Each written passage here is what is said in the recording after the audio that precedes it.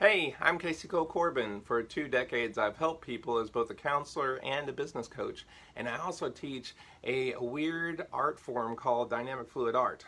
But in this course, you will quickly learn 3 ways to make simple changes to your personal profile to increase your organic reach on Facebook. I will use my business of coaching other teachers of acrylic paint pouring art as an example. When you're on Facebook, every time that you interact with others' posts and in groups by commenting and liking, your icon is left there, potentially hundreds a day. When someone hovers over your name in blue, Facebook pops up some information about you. What if we could hack the system and edit that information? Well, we can, and we can use it to drive people to our business page.